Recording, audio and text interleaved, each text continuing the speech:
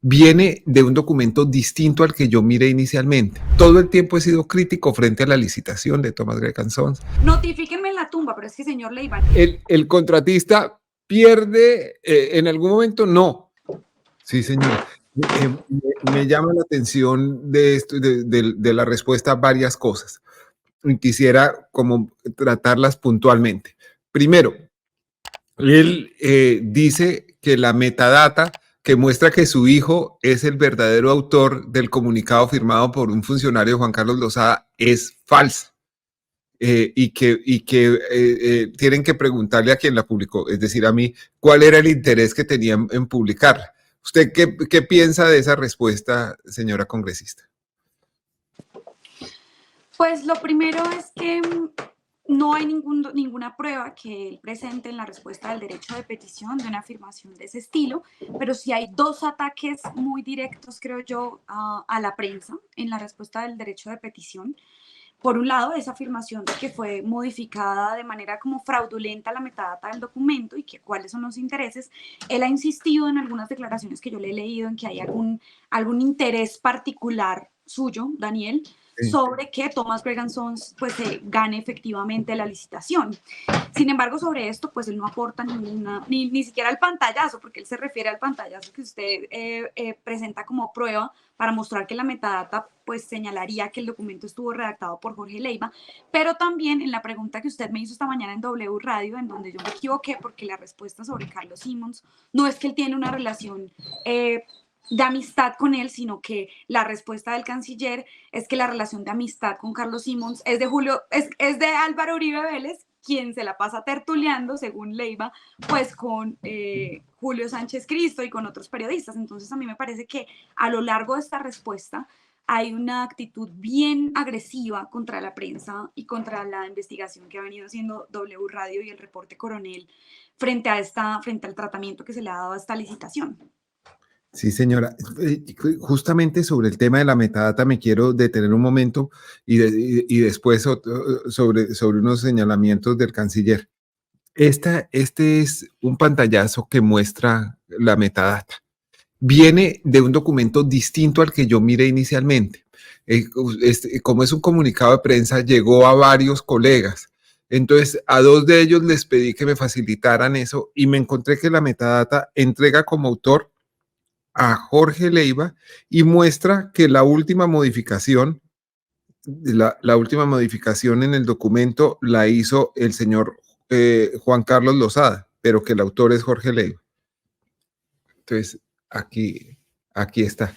Hay otro tema que me parece bastante interesante. El documento fue creado el 5 de diciembre de 2023 a las 9:41 de la mañana, pero fue escrito sobre un documento anterior que había sido impreso el 4 de diciembre, es decir, un día antes a las 3:30 de la tarde. Es bastante usual que uno escriba sobre plantillas de documentos anteriores y todo. Ese documento había sido impreso y toda esa historia del documento, pues usted sabe que hay una huella, ahora sí vale más que nada con la expresión, una huella digital en la creación de un documento que aquí está y que pues obviamente yo estoy dispuesto a hacerlo valer en donde sea. Lo otro que usted plantea, señora congresista, que ha dicho el canciller, es que yo estoy interesado en defender los intereses de Thomas Gregg Sons.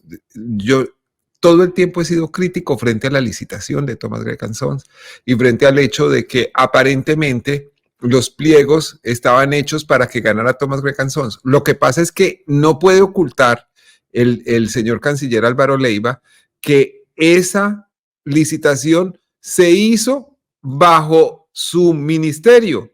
No es algo que le haya impuesto a alguien y eso también es parte interesante de una respuesta, de la primera respuesta al derecho de petición. Usted le pregunta, ¿quién era el ministro cuando empezó esta licitación? ¿Y qué le responde él?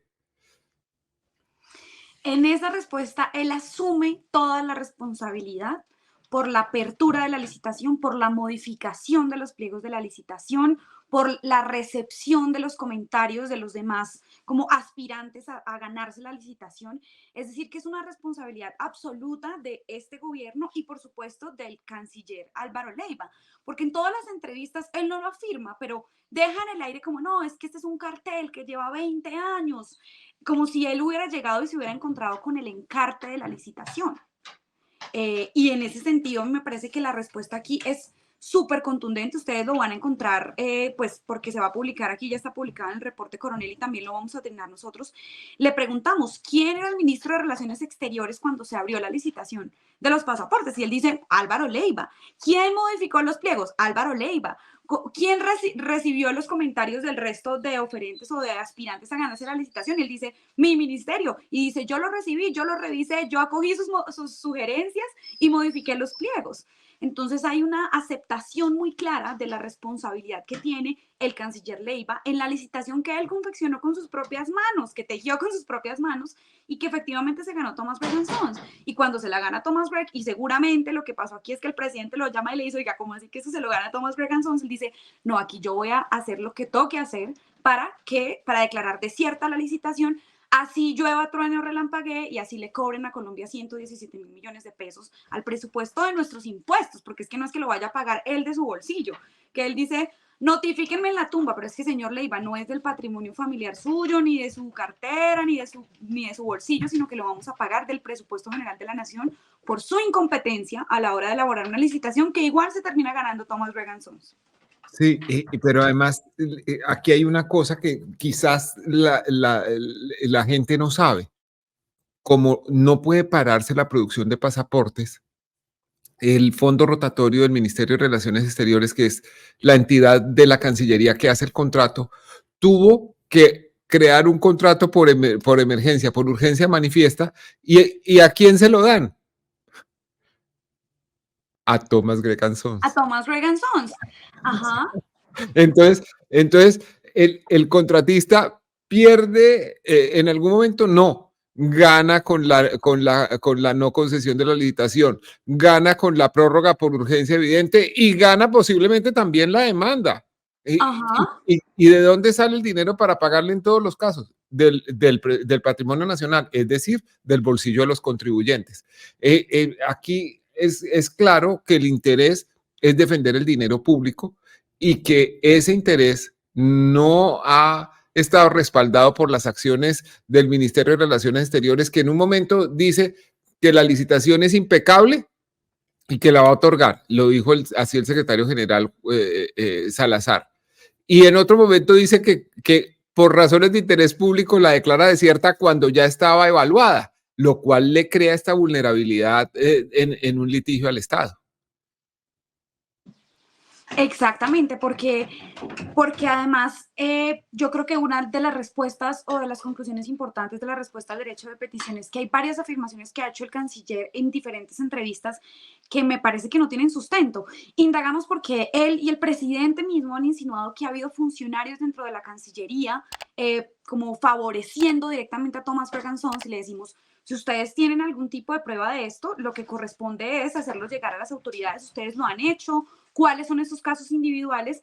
Y la respuesta además es súper grosera, dice como, no, yo no lo he hecho ni lo tengo que hacer y hágame el favor, representante, y va y se lee la Declaración Internacional de Derechos Humanos y el debido proceso. Evidentemente yo no le estoy diciendo que es su responsabilidad el juicio y la decisión final, pero si eso se ha insinuado además en varias entrevistas y si ha habido además un trato y unas afirmaciones directas contra la doctora Zamora, pues evidentemente eso debe ir acompañado de unas copias a la fiscalía, cosa que él ha dicho en todos lados, en el Congreso ha dicho, y yo voy a llevar esto a fiscalía, pero en este derecho de petición, básicamente, pues yo siento que recoge esas afirmaciones o no hay una concreción de ese tipo de denuncias.